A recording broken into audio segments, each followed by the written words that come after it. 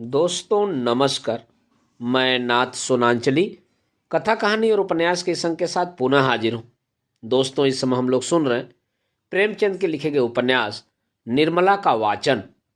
दोस्तों उपन्यास निर्मला के दूसरे अध्याय तक का वाचन मैं अपने वाचन के पिछले क्रम में कर चुका हूँ।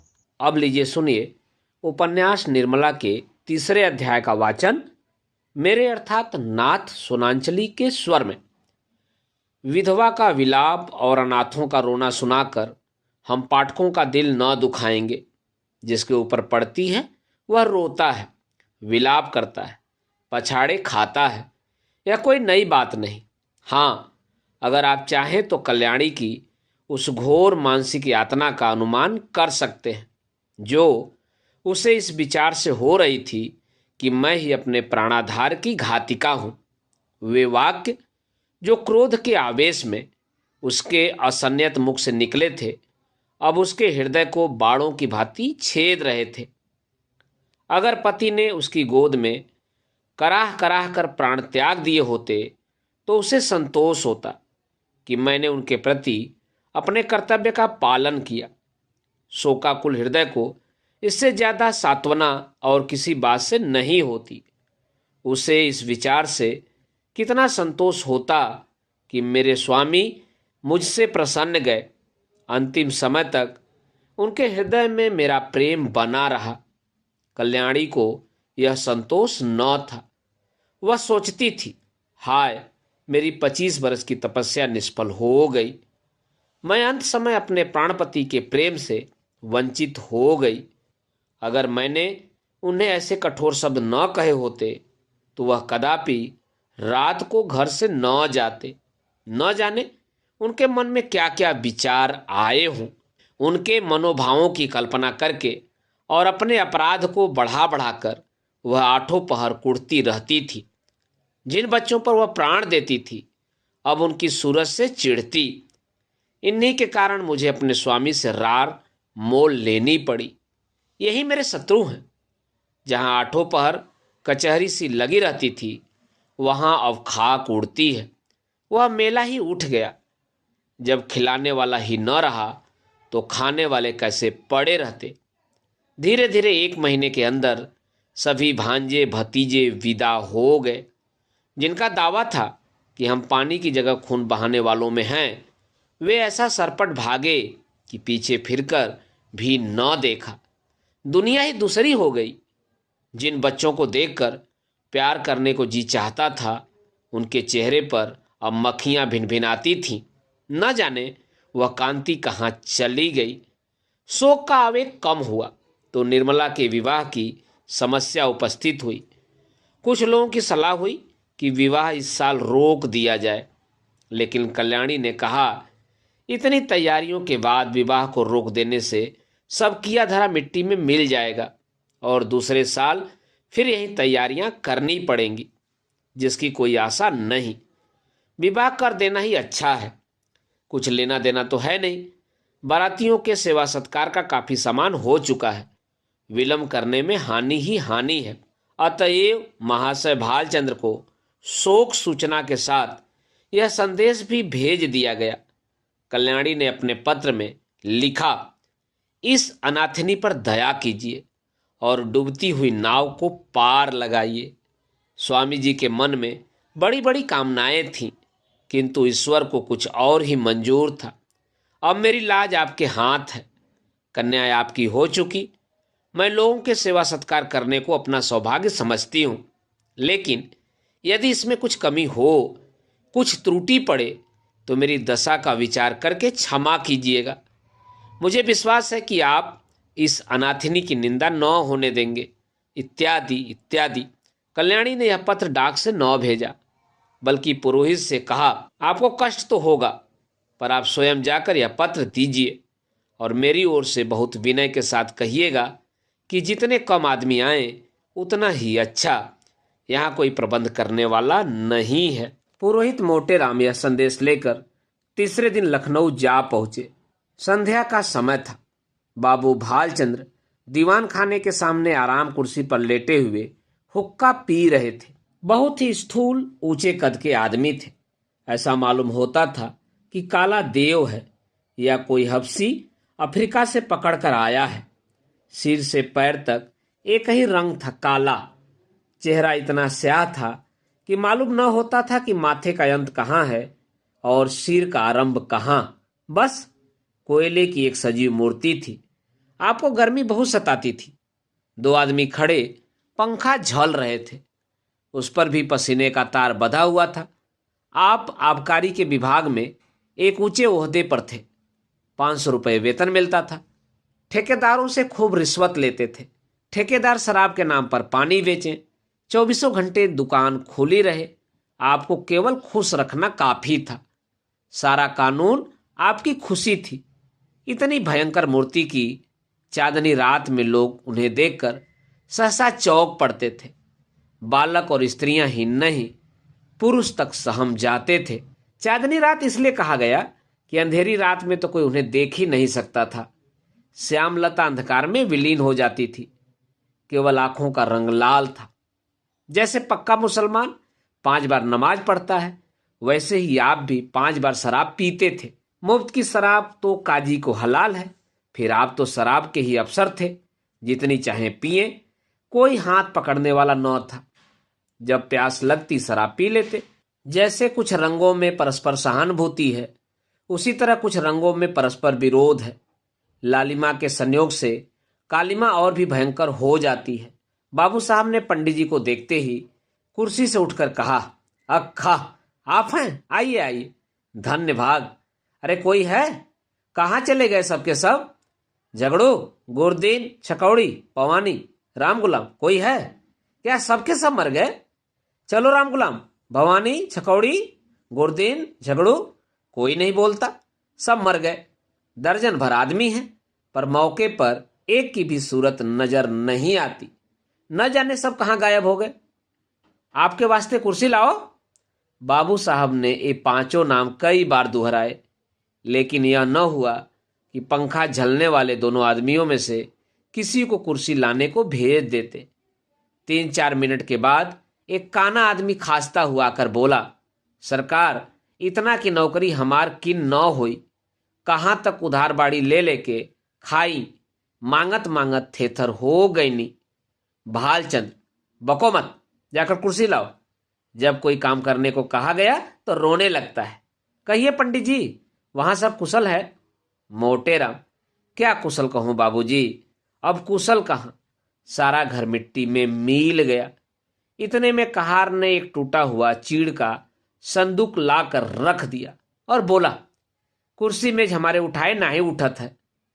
पंडित जी शर्माते हुए डरते डरते उस पर बैठे कि कहीं टूट न जाए, और कल्याणी का पत्र बाबू साहब के हाथ में रख दिया। भालचंद्र, अब और कैसे मिट्टी में मिलेगा? इससे बड़ी और कौन सी विपत्ति पड़ेगी? बाबू उदय भानुलाल से मेरी पुरानी दोस्ती थी। आदमी ने हीरा था। क्या दिल था, क्या हिम्मत थी। आंखें पोंछ कर मेरा तो जैसे दाहिना हाथ ही कट गया। विश्वास मानिए, जब से यह खबर सुनी है, आंखों में अंधेरा सा छा गया है। खाने बैठता हूं तो कौर मुंह में नहीं जाता। उनकी सूरत आंखों के सामने खड़ी रहती है। मुंह जूठा करके उठ जाता हूं। किसी काम में दिल नहीं लगता। भाई के मरने का रंज भी इससे कम ही होता है। आदमी नहीं, हीरा था। मोटेराम, सरकार, नगर में अब ऐसा कोई रईस नहीं रहा। भालचंद्र, मैं खूब जानता हूं पंडित जी, आप मुझसे क्या कहते हैं। ऐसा आदमी 1,00,000-2 लाख में एक होता है। जितना मैं उनको जानता था, दूसरा कोई जान ही नहीं सकता। 2 ही 3 बार की मुलाकात में उनका भक्त हो गया और मरते दम तक रहूंगा। आप समधी साहब से कह दीजिएगा, मुझे दिली रंज है। मोटेराम, आपसे ऐसी ही आशा थी। आप जैसे सज्जनों के दर्शन दुर्लभ हैं, नहीं तो आज कौन बिना दहेज के पुत्र का विवाह करता है। भालचंद्र, महाराज, दहेज की बातचीत ऐसे सत्यवादी पुरुषों से नहीं की जाती।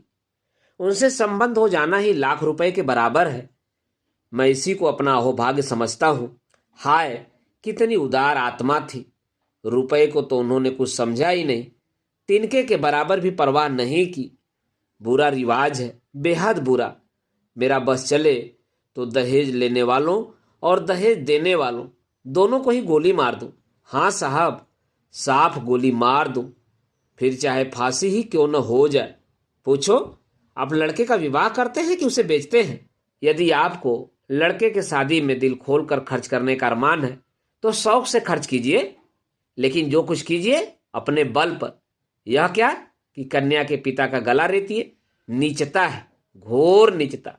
मेरा बस चले तो इन पाजियों को गोली मार दूं। मोटेराम, धन्य हो सरकार, भगवान ने आपको बड़ी बुद्धि दी है। यह धर्म का प्रताप है। मालकिन की इच्छा है कि विवाह का मुहूर्त तो वहीं रहे। शेष बातें तो उन्होंने पत्र में लिख दी हैं, बस अब आप ही हमें उबार सकते हैं। इस तरह तो बारात में जितने सज्जन आएंगे उनकी सेवा सत्कार हम करेंगे ही, लेकिन परिस्थिति अब बहुत बदल गई है सरकार। कोई करने धरने वाला नहीं है। बस ऐसी बात कीजिए कि वकील साहब के नाम पर बट्टा न लगे। भालचंद्र 1 मिनट तक आंखें बंद किए बैठे रहे, फिर एक लंबी सांस खींच कर बोले, ईश्वर को मंजूर ही न था कि वह लक्ष्मी मेरे घर आती, नहीं तो क्या यह वज्र गिरता। सारे मंसूबे खाक में मिल गए। फूला न समाता था कि वह शुभ अवसर निकट आ रहा है, पर क्या जानता था कि ईश्वर के दरबार में कुछ और षड्यंत्र रचा जा रहा है। मरने वाले की याद ही रुलाने के लिए काफी है। उस कन्या को देखकर तो जख्म और भी हरा हो जाएगा। उस दशा में न जाने क्या कर बैठूं। इसे गुण समझिए चाहे दोष, कि जिससे एक बार मेरी घनिष्ठता हो गई फिर उसकी याद चित्त से नहीं उतरती। अभी तो खैर इतना ही है कि उनकी सूरत आंखों के सामने नाचती रहती है, लेकिन यदि वह कन्या घर में आ गई तो अब मेरा जिंदा रहना कठिन हो जाएगा। सच मानिए, रोते रोते मेरी आंखें फूट जाएंगी। जानता हूं रोना धोना व्यर्थ है। जो मर गया वह लौटकर नहीं आ सकता। सब्र करने के सिवाय और कोई उपाय नहीं है, लेकिन दिल से मजबूर हूं। उस अनाथ बालिका को देखकर मेरा कलेजा फट जाएगा। मोटेराम, ऐसा न कहिए सरकार। वकील साहब नहीं तो क्या, आप तो हैं। अब आप ही उसके पिता तुल्य हैं। वह अब वकील साहब की कन्या नहीं, आपकी कन्या है। आपके हृदय के भाव तो कोई नहीं जानता। लोग समझेंगे वकील साहब का देहांत हो जाने के कारण आप अपने वचन से फिर गए। इसमें आपकी बदनामी है। चित्त को समझाइए और हंसी खुशी कन्या का पाणी ग्रहण करा लीजिए। हाथी मरे तो 9 लाख का। लाख विपत्ति पड़ी है, लेकिन मालकिन आप लोगों की सेवा सत्कार करने में कोई बात न उठा रखेंगी। बाबू साहब समझ गए कि पंडित मोटेराम कोरे पोथी के ही पंडित नहीं, वरन व्यवहार नीति में भी चतुर है। बोले, पंडित जी, हलफ से कहता हूं, मुझे उस लड़की से जितना प्रेम है उतना अपनी लड़की से भी नहीं है। लेकिन जब ईश्वर को मंजूर नहीं है तो मेरा क्या बस है। वह मृत्यु एक प्रकार की अमंगल सूचना है जो विधाता की ओर से हमें मिली है। यह किसी आने वाली मुसीबत की आकाशवाणी है। विधाता स्पष्ट रीति से कह रहा है कि यह विवाह मंगलमय न होगा। ऐसी दशा में आप ही सोचिए, यह संयोग कहाँ तक उचित है। आप तो विद्वान आदमी हैं, सोचिए, जिस काम का आरंभ ही अमंगल से हो उसका अंत अमंगलमय हो सकता है। नहीं, जानबूझकर मक्खी नहीं निगली जाती। समधिन साहब को समझाकर कह दीजिएगा, मैं उनकी आज्ञा पालन करने को तैयार हूं, लेकिन इसका परिणाम अच्छा न होगा। स्वार्थ के वश में होकर मैं अपने परम मित्र की संतान के साथ यह अन्याय नहीं कर सकता। इस तर्क ने पंडित जी को निरुत्तर कर दिया। वादी ने यह तीर छोड़ा था जिसकी उनके पास कोई काट न थी। शत्रु ने उन्हीं के हथियार से उन पर वार किया था और वह उसका प्रतिकार नहीं कर सकते थे। वह अभी कोई जवाब सोच ही रहे थे कि बाबू साहब ने फिर नौकरों को पुकारना शुरू किया। अरे, तुम सब फिर गायब हो गए। झगड़ो, छकौड़ी, भवानी, गुरुदीन, राम गुलाम, एक भी नहीं बोलता। सब के सब मर गए। पंडित जी के वास्ते पानी वानी की फिक्र है? न जाने इन सबों को कोई कहाँ तक समझाए। अक्ल छू तक नहीं गई। देख रहे हैं एक महाशय दूर से थके मादे चले आ रहे हैं, पर किसी को जरा भी परवाह नहीं। लाओ पानी वानी रखो। पंडित जी आपके लिए शरबत बनवाऊं या फलाहारी मिठाई मंगवा दूं? मोटे राम जी मिठाइयों के विषय में किसी तरह का बंधन न स्वीकार करते थे। उनका सिद्धांत था कि घृत से सभी वस्तुएं पवित्र हो जाती हैं। रसगुल्ले और बेसन के लड्डू उन्हें बहुत प्रिय थे, पर शरबत से उन्हें रुचि न थी। पानी से पेट भरना उनके नियम के विरुद्ध था। सकुचाते हुए बोले, शरबत पीने की तो मुझे आदत नहीं, मिठाई खा लूंगा। भाल फलाहारी ना? मोटे राम, इसका मुझे कोई विचार नहीं। भालचंद्र, है तो यही बात, छूत छात सब ढकोसला है। मैं स्वयं नहीं मानता। अरे अभी तक कोई नहीं आया? छकौड़ी, भवानी, गुरुदीन, राम गुलाम, कोई तो बोलो। अब की भी वही बूढ़ा कहार खांसता हुआ आकर खड़ा हो गया और बोला, सरकार मोर तलब दे दी जाए, ऐसी नौकरी मुझसे न हुई। कहाँ लो दौरी दौरत दौरत गोड़ पिराए लागत है। भालचंद्र, काम कुछ करो या ना करो, पर तलब पहले चाहिए। दिन भर पड़े खासा करो, तलब तो तुम्हारी चढ़ ही रही है। जाकर बाजार से एक आने की ताजी मिठाई ला, दौड़ता हुआ जा। कहार को यह हुक्म देकर बाबू साहब घर में गए और स्त्री से बोले, वहां से एक पंडित जी आए हैं, यह खत लाए हैं, जरा पढ़ो तो। पत्नी जी का नाम रंगीली बाई था। गोरे रंग की प्रसन्न मुख महिला थी।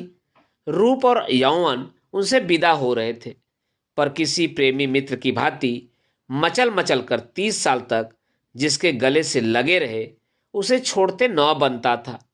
रंगीली बाई बैठी पान लगा रही थी। बोली, कह दिया ना कि हमें वहां ब्याह करना मंजूर नहीं। भालचंद्र, हाँ कह तो दिया, पर मारे संकोच के मुंह से शब्द न निकलता था। झूठ मूठ का होला करना पड़ा। रंगीली, साफ बात करने में संकोच क्या? हमारी इच्छा है, नहीं करते। किसी का कुछ लिया तो नहीं है। जब दूसरी जगह 10,000 नगद मिल रहे हैं तो वहां क्यों न करूं? उनकी लड़की कोई सोने की थोड़े ही है। वकील साहब जीते होते तो शर्माते शर्माते 15-20 हजार दे मरते। अब वहां क्या रखा है? भालचंद्र, एक दफा जबान देकर मुकर जाना अच्छी बात नहीं। कोई मुख से कुछ न कहे पर बदनामी हुए बिना नहीं रहती, मगर तुम्हारी जिद से मजबूर हूं। रंगली बाई ने पान खाकर खत खोला और पढ़ने लगी। हिंदी का अभ्यास बाबू साहब को तो बिल्कुल न था, और यद्यपि रंगीली बाई भी शायद ही कभी किताब पढ़ती हों, पर खत वत पढ़ लेती थी। पहली ही पंक्ति पढ़कर उनकी आंखें सजल हो गईं, और पत्र समाप्त किया तो उनकी आंखों से आंसू बह रहे थे। एक एक शब्द करुणा के रस में डूबा हुआ था। एक एक अक्षर से दीनता टपक रही थी। रंगली बाई की कठोरता पत्थर की नहीं, लाख की थी, जो एक ही आंच से पिघल जाती है। कल्याणी के करुणोत्पादक शब्दों ने उनके स्वार्थ मंडित हृदय को पिघला दिया। रुधे हुए कंठ से बोली, अभी ब्राह्मण बैठा है ना? भालचंद्र पत्नी के आंसुओं को देख देख कर सूखे जाते थे। अपने ऊपर झल्ला रहे थे कि नाहक मैंने यह खत इसे दिखाया। इसकी जरूरत क्या थी? इतनी बड़ी भूल उनसे कभी न हुई थी। संदिग्ध भाव से बोले, शायद बैठा हो, मैंने तो जाने को कह दिया था। रंगीली ने खिड़की से झांक कर देखा। पंडित मोटे राम जी बगुले की तरह ध्यान लगाए बाजार के रास्ते की ओर ताक रहे थे। लालसा में व्यग्र होकर कभी यह पहलू बदलते, कभी वह पहलू। एक आने की मिठाई ने तो आशा की ही कमर तोड़ दी थी। उसमें भी यह विलंब, दारुण दशा थी। उन्हें बैठे देखकर रंगीली बाई बोली, है अभी है, जाकर कह दो हम विवाह करेंगे, जरूर करेंगे। बेचारी बड़ी मुसीबत में है। भालचंद्र, तुम कभी कभी बच्चों की सी बातें करने लगती हो। अभी उससे कह आया हूं कि मुझे विवाह करना मंजूर नहीं। एक लंबी चौड़ी भूमिका बांधनी पड़ी। अब जाकर यह संदेश कहूंगा तो वह अपने दिल में क्या कहेगा, जरा सोचो तो। यह शादी विवाह का मामला है, लड़कों का खेल नहीं कि अभी एक बात तय की, अभी पलट गए। भले आदमी की बात न हुई, दिल लगी हुई। रंगीली, अच्छा तुम अपने मुंह से न कहो, उस ब्राह्मण को मेरे पास भेज दो। मैं इस तरह समझा दूंगी कि तुम्हारी बात भी रह जाए और मेरी भी। इसमें तो तुम्हें कोई आपत्ति नहीं? भालचंद्र, तुम अपने सिवा सारी दुनिया को नादान समझती हो। तुम कहो या मैं कहूं, बात एक ही है। जो बात तय हो गई वह हो गई। अब मैं उसे फिर नहीं उठाना चाहता। तुम ही तो बार बार कहती थी कि मैं वहां न करूंगी। तुम्हारे ही कारण मुझे अपनी बात खोनी पड़ी। अब तुम फिर रंग बदलती हो। यह तो मेरी छाती पर मूंग दलना है। आखिर तुम्हें कुछ तो मेरे मान अपमान का विचार करना चाहिए। रंगीली, तो मुझे क्या मालूम था कि विधवा की दशा इतनी हीन हो गई है। तुम्ही ने तो कहा था कि उसने पति की सारी संपत्ति छिपा रखी है और अपनी गरीबी का ढोंग रचकर काम निकालना चाहती है। एक ही छठी औरत है। तुमने जो कहा हुआ मैंने मान लिया। भलाई करके बुराई करने में तो लज्जा और संकोच है। बुराई करके भलाई करने में कोई संकोच नहीं। अगर तुम हाँ कर आए होते और मैं नहीं करने को कहती तो तुम्हारा संकोच उचित था। नहीं करने के बाद हाँ करने में तो बड़प्पन है। भालचंद्र, तुम्हें बड़प्पन मालूम होता होगा, मुझे तो लुच्चापन ही मालूम होता है। फिर तुमने यह कैसे मान लिया कि मैंने वकीलाइन के विषय में जो बात कही थी वह झूठी थी? क्या वह पत्र देखकर तुम जैसी खुद सरल हो वैसी ही दूसरों को भी सरल समझती हो? रंगीली, इस पत्र में बनावट नहीं मालूम होती। बनावट की बात दिल में चुभती नहीं, उसमें बनावट की गंध अवश्य रहती है। भालचंद्र, बनावट की बात तो ऐसी चुभती है कि सच्ची बात उसके सामने बिल्कुल फीकी मालूम होती है। या किस्से कहानियां लिखने वाले जिनकी किताबें पढ़ पढ़कर तुम घंटों रोती हो, क्या सच्ची बातें लिखते हैं? सरासर झूठ का तुमार बांधते हैं। यह भी एक कला है। रंगीली, क्यों जी, तुम मुझसे भी उड़ते हो, दाई से पेट छिपाते हो। मैं तुम्हारी बातें मान जाती तो तुम समझते हो इसे चकमा दिया, मगर मैं तुम्हारी एक एक नस पहचानती हूं। तुम अपना ऐब मेरे सिर मढ़कर खुद बेदाग बचना चाहते हो। बोलो, कुछ झूठ कहती हूं। जब वकील साहब जीते थे तो तुमने सोचा था कि ठहराव की जरूरत ही क्या है, वे खुद ही जितना उचित समझेंगे देंगे, बल्कि बिना ठहराव के और भी ज्यादा मिलने की आशा होगी। अब जो वकील साहब का देहांत हो गया तो तरह तरह के हिले हवाले करने लगे। यह भलमनसी नहीं, छोटापन है। इसका इल्जाम भी तुम्हारे सिर पर है। मैं अब शादी ब्याह के नगीच न जाऊंगी। तुम्हारी जैसी इच्छा हो करो। ढोंगी आदमियों से मुझे चिढ़ है। जो बात करो सफाई से करो, बुरा हो या अच्छा। हाथी के दांत खाने के और दिखाने के और वाली नीति पर चलना तुम्हें शोभा नहीं देता। बोलो, अभी वहां शादी करते हो या नहीं? भालचंद्र, जब मैं बेईमान, दगाबाज और झूठा ठहरा तो मुझसे पूछना ही क्या? मगर खूब पहचानती हो आदमियों को। क्या कहना है, तुम्हारी सूझबूझ की बलैया ले लें? रंगीली, हो बड़े हयादार, अब भी नहीं शर्माते। ईमान से कहो, मैंने बात ताड़ ली कि नहीं? भालचंद्र, अजी जाओ। वह दूसरी औरतें होती हैं जो मर्दों को पहचानती हैं। अब तक मैं यही समझता था कि औरतों की दृष्टि बड़ी सूक्ष्म होती है, पर आज यह विश्वास उठ गया और महात्माओं ने औरतों के विषय में जो तत्व की बातें कही हैं उसको मानना पड़ा। रंगीली, जरा आईने में अपनी सूरत तो देखाओ। तुम्हें मेरी कसम है, जरा देख लो कितना झेपे हुए हो। भालचंद्र, सच कहना, कितना झेपा हुआ हूं? रंगीली, इतना ही जितना कोई भल मानस चोर चोरी खुल जाने पर झेपता है। भालचंद्र, खैर मैं झेपा ही सही, पर शादी वहां न होगी। रंगीली, मेरी बला से, जहां चाहो करो। क्यों, भुवन से एक बार क्यों नहीं पूछ लेते? भालचंद्र, अच्छी बात है, उसी पर फैसला रहा। रंगीली, जरा भी इशारा ना करना। भालचंद्र, अजी मैं उसकी तरफ ताकूंगा भी नहीं। संयोग से ठीक इसी वक्त भुवन मोहन भी आ पहुंचा। ऐसे सुंदर, सुडौल, बलिष्ठ युवक कॉलेजों में बहुत कम देखने में आते हैं। बिल्कुल मां को पड़ा था। वहीं गोरा चिट्टा रंग, वहीं पतले दुबले गुलाब की पत्ती के से होठ, वहीं चौड़ा माथा, वहीं बड़ी बड़ी आंखें। डील डौल बाप का सा था। ऊंचा coat, breeches, tie, boot, hat उस पर खूब लग रहे थे। हाथ में एक हॉकी स्टिक थी। चाल में जवानी का गुरूर था, आंखों में आत्मगौरव। रंगीली ने कहा, आज बड़ी देर लगाई तुमने। यह देखो, तुम्हारी ससुराल से यह खत आया है। तुम्हारी सास ने लिखा है। साफ साफ बतला दो, अभी सवेरा है। तुम्हें वहां शादी करना मंजूर है या नहीं? भुवन, शादी करनी तो चाहिए अम्मा, पर मैं करूंगा नहीं। रंगीली, क्यों? भुवन, कहीं ऐसी जगह शादी करवाइए कि खूब रुपए मिले, और न सही 1 लाख का तो डॉल हो। वहां अब क्या रखा है, वकील साहब रहे ही नहीं, बुढ़िया के पास अब क्या होगा? रंगीली, तुम्हें ऐसी बातें मुंह से निकालते शर्म नहीं आती? भुवन, इसमें शर्म की कौन सी बात है? रुपए किसे काटते हैं? लाख रुपए तो लाख जन्म में भी न जमा कर पाऊंगा। इस साल पास भी हो गया तो कम से कम 5 साल तक रुपए की सूरत नजर न आएगी। फिर 100-100 रुपए महीने कमाने लगूंगा।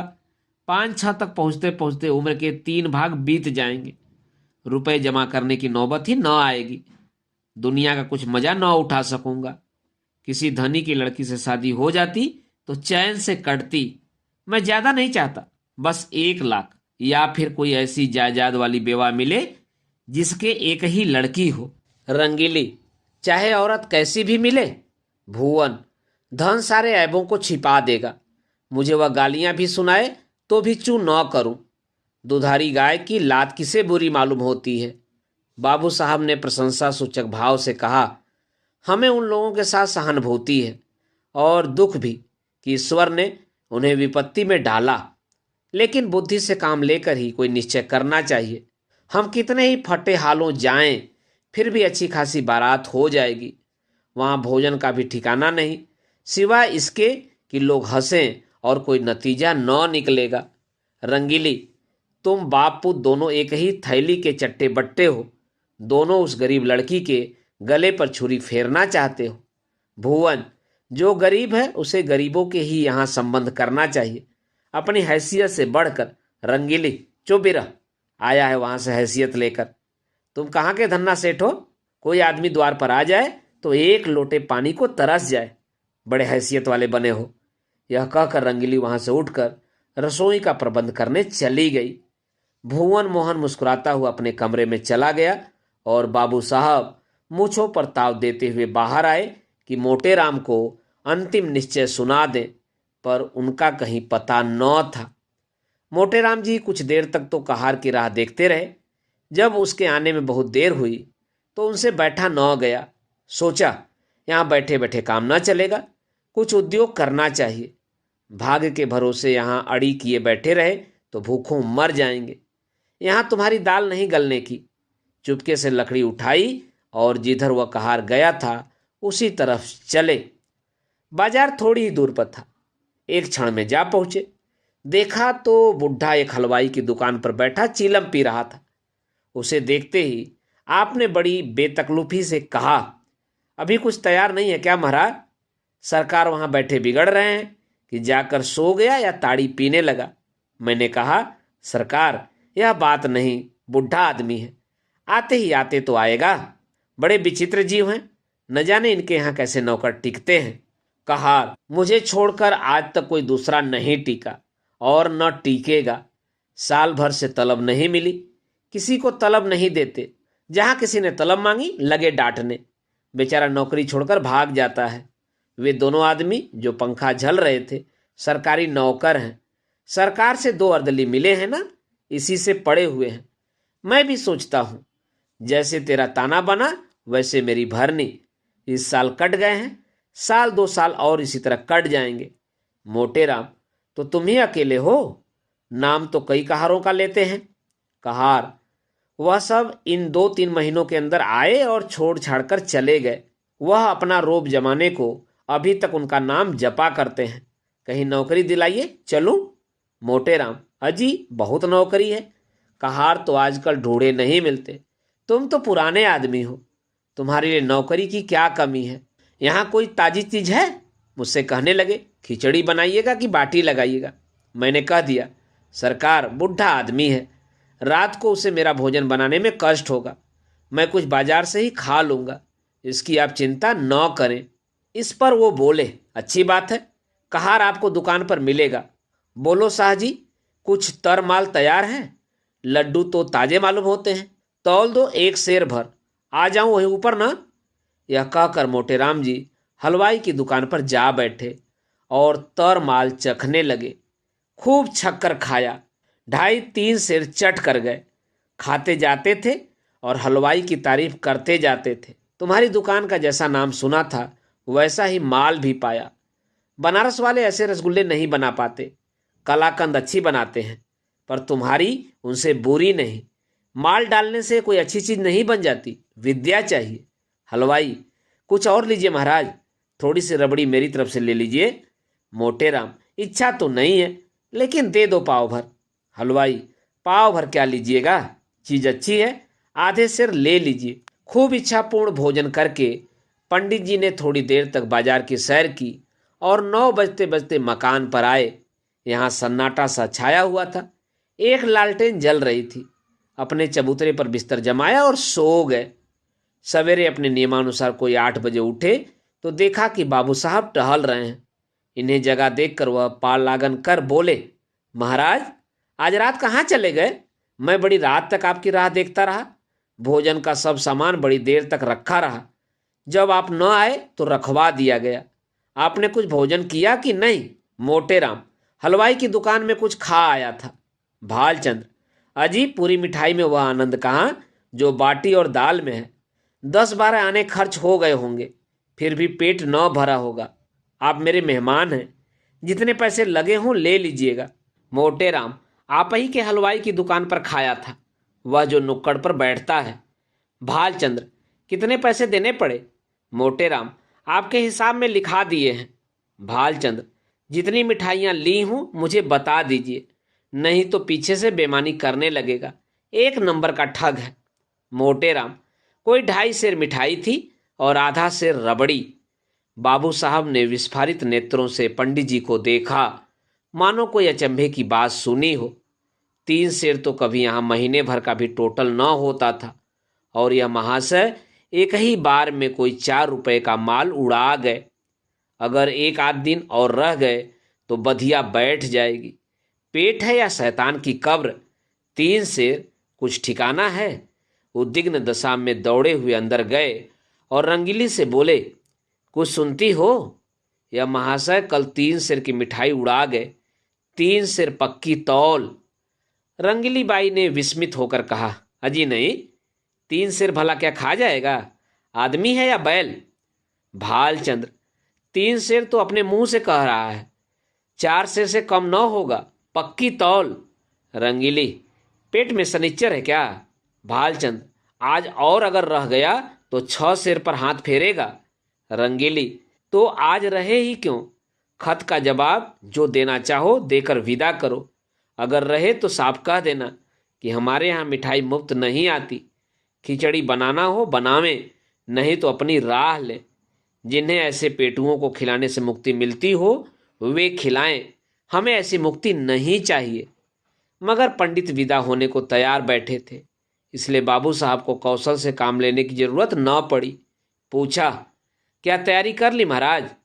मोटेराम, हाँ सरकार, अब चलूंगा। 9 बजे की गाड़ी मिलेगी ना? भालचंद्र, भला आज तो और रहिए। यह कहते कहते बाबूजी को भय हुआ कि कहीं यह महाराज सचमुच न रह जाएं, इसलिए वाक्य को यूं पूरा किया, हाँ वहां भी लोग आपका इंतजार कर रहे होंगे। मोटेराम, 1-2 दिन की तो कोई बात न थी, और विचार भी यही था कि त्रिवेणी का स्नान करूंगा, पर बुरा न मानिए तो कहूं, आप लोगों में ब्राह्मणों के प्रति लेस मात्र भी श्रद्धा नहीं है। हमारे जजमान हैं जो हमारा मुंह जोहते रहते हैं कि पंडित जी कोई आज्ञा दे तो उसका पालन करें। हम उनके द्वार पहुंच जाते हैं तो वे अपना धन्य भाग समझते हैं, और सारा घर छोटे से बड़े तक हमारी सेवा सत्कार में मग्न हो जाते हैं। जहां अपना आदर नहीं वहां एक भी क्षण ठहरना असह्य है। जहां ब्राह्मण का आदर नहीं वहां कल्याण नहीं हो सकता। भालचंद्र, महाराज, हमसे तो ऐसा अपराध नहीं हुआ। मोटेराम, अपराध नहीं हुआ? और अपराध कहते किसे हैं? अभी आप ही ने घर में जाकर कहा कि अब महाशय 3 सेर मिठाई चट कर गए, पक्की तौल। आपने अभी खाने वाले देखे कहाँ? एक बार खिलाइए तो आंखें खोल जाएं। ऐसे ऐसे महान पुरुष पड़े हैं जो पसेरी भर मिठाई खा जाएं और डकार तक न लें। एक एक मिठाई खाने के लिए हमारी चिरौजी की जाती है, रुपए दिए जाते हैं। हम भिक्षुक ब्राह्मण नहीं हैं जो आपके द्वार पर पड़े रहें। आपका नाम सुनकर आए थे, यह न जानते थे कि यहाँ मेरे भोजन के भी लाले पड़ेंगे। जाइए, भगवान आपका कल्याण करे। बाबू साहब ऐसा झेपे कि मुंह से बात न निकली। जिंदगी भर में उन पर कभी ऐसी फटकार न पड़ी थी। बहुत बातें बनाई, आपकी चर्चा न थी, एक दूसरे ही महाशय की बात थी। लेकिन पंडित जी का क्रोध शांत न हुआ। वह सब कुछ सह सकते थे, पर अपने पेट की निंदा नहीं सह सकते थे। औरतों को रूप की निंदा जितनी अप्रिय लगती है, उससे कहीं अधिक अप्रिय पुरुषों को अपने पेट की निंदा लगती है। बाबू साहब मनाते तो थे, पर धड़का भी समाया हुआ था कि कहीं यह टीक न जाए। उनकी कृपणता का पर्दा खोल गया था, अब इसमें संदेह न था। उस पर्दे को ढांकना जरूरी था। अपनी कृपणता को छिपाने के लिए उन्होंने कोई बात उठा न रखी, पर होने वाली बात होकर रही। पछता रहे थे कि कहाँ से घर में इसकी बात कहने गया, और कहा भी तो क्यों उच्च स्वर में कहा। यह दुष्ट भी कान लगाए सुनता रहा, किंतु अब पछताने से क्या हो सकता था। न जाने किस मनहूस की सूरत देखी थी कि यह विपत्ति गले पड़ी। अगर इस वक्त यह यहाँ से रुष्ट होकर चला गया तो वहां जाकर बदनाम करेगा और मेरा सारा कौशल खुल जाएगा। अब तो इसका मुंह बंद कर देना ही पड़ेगा। यह सोच विचार करते हुए वह घर में जाकर रंगीली बाई से बोले, इस दुष्ट ने हमारी तुम्हारी बातें सुन ली, रूठ कर चला जा रहा है। रंगीली, जब तुम जानते थे कि द्वार पर खड़ा है तो धीरे से क्यों ना बोले? भालचंद्र, विपत्ति आती है तो अकेले नहीं आती, यह क्या जानता था कि वह द्वार पर कान लगाए खड़ा है? रंगीली, न जाने किसका मुंह देखा था। भालचंद्र, वही दुष्ट सामने लेटा हुआ था, जानता तो उधर ताकता ही नहीं। अब तो इसे कुछ दे दिलाकर राजी करना पड़ेगा। रंगीली, ओह, जाने भी दो। जब तुम्हें वहां विवाह ही नहीं करना है तो क्या परवाह है, जो चाहे समझें, जो चाहे कहें। भालचंद्र, यो जान न बचेगी। आओ 10 रुपए विदाई के बहाने दे दूं। ईश्वर फिर इस मनहूस की सूरत न दिखाए। रंगीली ने बहुत अछताते पछताते 10 रुपए निकाले और बाबू साहब ने उन्हें ले जाकर पंडित जी के चरणों पर रख दिया। पंडित जी ने दिल में कहा, धत तेरे मक्खी चूस की, ऐसा रगड़ा कि याद करोगे। तुम समझते होगे कि 10 रुपए देकर इसे उल्लू बना लिया। इस फेर में न रहना, यहाँ तुम्हारी नस नस पहचानते हैं। रुपए जेब में रख लिए और आशीर्वाद देकर अपनी राह ली। बाबू साहब बड़ी देर तक खड़े सोच रहे थे। मालूम नहीं अब भी यह मुझे कृपण ही समझ रहा है या पर्दा ढक गया। कहीं ये रुपए भी तो पानी में नहीं गिर पड़े। दोस्तों, अभी आप सुन रहे थे प्रेमचंद के लिखे गए उपन्यास निर्मला के 3रे अध्याय का वाचन मेरे अर्थात नाथ सोनांचली के स्वर में। दोस्तों, उपन्यास निर्मला के आगे के भागों का वाचन आप मेरे अगले वाचन के क्रम में सुन सकते हैं। तो जुड़े रहिए कथा कहानी और उपन्यास के साथ। धन्यवाद। नमस्कार।